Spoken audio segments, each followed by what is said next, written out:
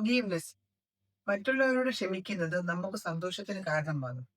Negative emotions ഒഴിവാക്കി stress കുറയ്ക്കുന്നതിലൂടെ നമ്മൾ emotionally heal ആവുകയും വ്യക്തിപരമായി വളരുകയും ചെയ്യും.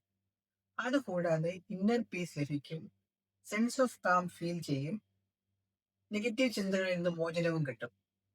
നമ്മൾ ക്ഷമിക്കാൻ തീരുമാനിക്കുന്നതിലൂടെ നമുക്ക് ജീവിതത്തിൽ സന്തോഷവും സമാധാനവും ഇമോഷണൽ വെൽബീയിങ്ങും ലഭിക്കും. ഇനി ഇന്നത്തെ ഡിഷിലേക്ക് കിടക്കാം. ഇന്നത്തെ എൻ്റെ ഡിഷ് ചുമന്ന ചീര കൊണ്ടൊരു തോരനാണ്. വളരെ എളുപ്പത്തിൽ ഉണ്ടാക്കാൻ പറ്റുന്നതും ടേസ്റ്റിയുമാണ്, വളരെ ഹെൽത്തിയുമാണ് ഈ ചുമന്ന ചീര കൊണ്ടുള്ള തോരൻ. ഇത് ഉണ്ടാക്കാൻ എളുപ്പമാണെങ്കിലും കഴുകിയെടുക്കുമ്പോൾ വളരെ ശ്രദ്ധിക്കണം. ഇതിൽ മണ്ണിന്റെ അംശം ധാരാളം ഉള്ളതുകൊണ്ട് ഒരു 3-4 വെള്ളത്തിൽ കഴുകി നല്ലതുപോലെ വെള്ളം തോർത്തിയെടുത്തിട്ട് വേണം ഇത് കുക്ക് ചെയ്യേണ്ടത്. നമ്മുടെ ശരീരത്തിന് ആവശ്യമുള്ള മിക്ക വൈറ്റമിൻസും ഈ ചീരയിൽ അടങ്ങിയിട്ടുണ്ടെന്നാണ് പറയപ്പെടുന്നത്. ഇതിൽ ഇരുമ്പിന്റെ അംശവും ധാരാളമുണ്ട്. ഞാനിവിടെ ഒരു ബഞ്ച് ചീര എടുത്ത് ഇലയും സ്റ്റെമ്മും സെപ്പറേറ്റ് ചെയ്തിട്ടുണ്ട്. ഇല 10-15 മിനിറ്റ് വെള്ളത്തിൽ സോക്ക് ചെയ്ത് വെക്കണം. അതിലെ മണ്ണ് മുഴുവനും പോകാൻ വേണ്ടിയാണ് ഇങ്ങനെ സോക്ക് ചെയ്ത് വെക്കുന്നത്. അതിനുശേഷം ഒരു 2-3 വെള്ളത്തിൽ കൂടെ കഴുകണം, എന്നാലേ മണ്ണ് മുഴുവനും പോയി കിട്ടുകയുള്ളൂ. ഇതേ സമയം സ്റ്റെമ്മിനെയും നമ്മൾ നല്ലപോലെ വെള്ളത്തിൽ കഴുകി വെക്കണം. കഴുകി വെള്ളമെല്ലാം ഡ്രെയിൻ ചെയ്ത് ചീര ലീഫ് ഇങ്ങനെ ചെറുതായി അരിഞ്ഞു വെക്കണം. അതുപോലെ തന്നെ തണ്ടും ചെറുതായി അരിഞ്ഞു വെക്കണം. തണ്ടരിയുമ്പോൾ സൂക്ഷിക്കേണ്ട ഒരു കാര്യം, ഇതിനെ ഇങ്ങനെ ഒടിച്ച് ഇതിലെ നാരിങ്ങനെ എടുത്ത് കളഞ്ഞിട്ട് വേണം അരിയാൻ.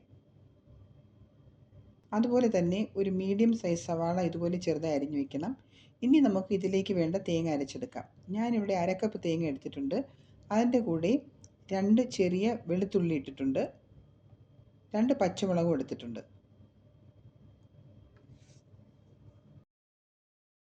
അതിൻ്റെ കൂടെ ഒരു 1/4 ടീസ്പൂൺ മഞ്ഞൾപ്പൊടിയും ഒരു 1/2 ടീസ്പൂൺ ജീരകവും ഇടണം. ഇതിനെ മിക്സിയിലെടുത്ത് കോഴ്സ് ആയിട്ട് അരച്ചെടുക്കുക. വളരെ ഫൈനായിട്ട് അരച്ചെടുക്കരുത്, കോഴ്സ് ആയിട്ട് അരച്ചെടുക്കുക. ഞാനിവിടെ ഒരു പാനിൽ എണ്ണ ചൂടാക്കാൻ വെച്ച് കടുക് ഇട്ട് കൊടുത്ത് കടുക് പൊട്ടി വരുമ്പോൾ കടുക് പൊട്ടി വന്നിട്ടുണ്ട്. അതിലേക്ക് 2 റെഡ് ചില്ലി ഇട്ടു.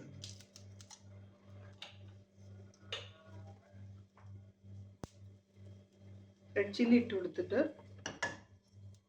അതിലേക്ക് ഗ്രീൻ പീസ് ഇട്ട് കൊടുക്കുക.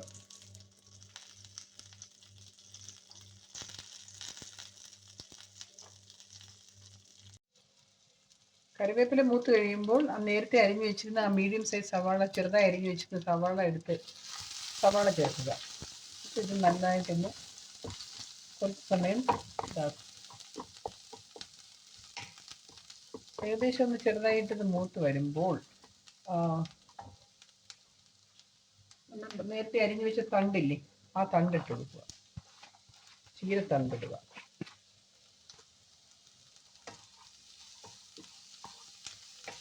ഈ സമയം നമുക്കിതിലേക്ക് ഉപ്പ് ചേർത്ത് കൊടുക്കാം. ഉപ്പെല്ലാം അവർ ഓരോരുത്തരുടെ വീട്ടിലെ ടേസ്റ്റിനനുസരിച്ച് ആവശ്യത്തിനുള്ള ഉപ്പ് ചേർത്ത് കൊടുക്കുക. അത് അവരവരുടെ ടേസ്റ്റിനനുസരിച്ച് ചേർക്കാവുന്നതാണ്. ഉപ്പ് ഇട്ട് കുറച്ച് നേരം നന്നായി വഴറ്റുക. ചീരയുടെ തണ്ടിട്ടിട്ട് ഏകദേശം ഒരു 3-4 മിനിറ്റ് ആയിട്ടുണ്ട്. അപ്പോൾ ഏകദേശം ഒരു 1/4 പരുവം വെന്ത് കാണും. ഈ സമയം നേരത്തെ അരച്ചു വെച്ചിരുന്ന തേങ്ങയുടെ അരപ്പ് ഇതിലേക്ക് ചേർത്ത് കൊടുക്കുക. തീ ഒരു മീഡിയം ഫ്ലെയിമിലാണ്, വളരെ കുറച്ച് വയ്ക്കരുത്. മീഡിയം ടു ഹൈ ഫ്ലെയിം വയ്ക്കാം. മീഡിയം ഫ്ലെയിമാണ് ഓക്കെ. ഈ അരപ്പ് ചേർത്ത് കൊടുത്തിട്ട് നന്നായി ഇളക്കിയിട്ട് ഒരു ഏകദേശം 5 മിനിറ്റോളം ഇട്ട് നല്ലതുപോലെ ഈ തേങ്ങ ഒന്ന് മൂത്ത് വരുന്നത് വരെ ഇളക്കി കൊടുക്കുക. ഈ അരച്ച തേങ്ങ ചേർത്തിട്ട് 5 മിനിറ്റ് കഴിയുമ്പോൾ ലാസ്റ്റ് അരിഞ്ഞു വെച്ചിരിക്കുന്ന ചീരയുടെ ഇല ചേർത്ത് കൊടുക്കുക, കട്ട് ചെയ്തത്.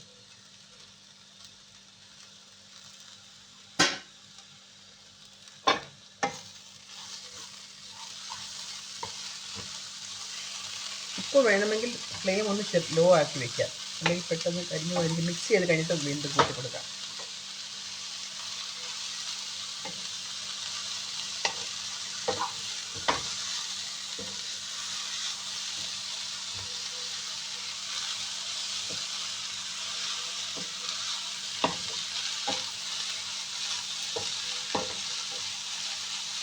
നല്ലപോലെ മിക്സ് ചെയ്ത് ഇടയ്ക്കിടയ്ക്ക് ഇളക്കി കൊടുത്ത് ഇങ്ങനെ വേവിച്ചെടുക്കുക. അടച്ചിട്ട് വേവിക്കേണ്ട ആവശ്യമില്ല.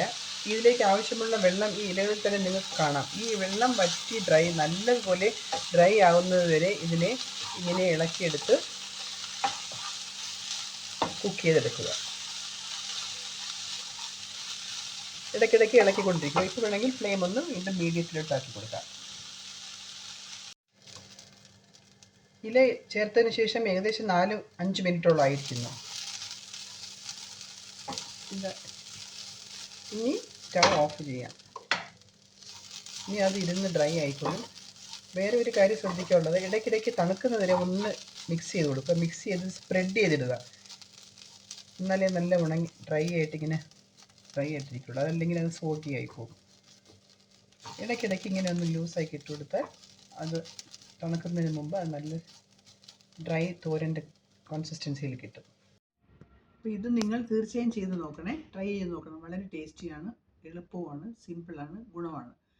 അപ്പോൾ ഇനി വേറൊരു ഡിഷുമായി വരുന്നത് വരെ see you, bye, thank U.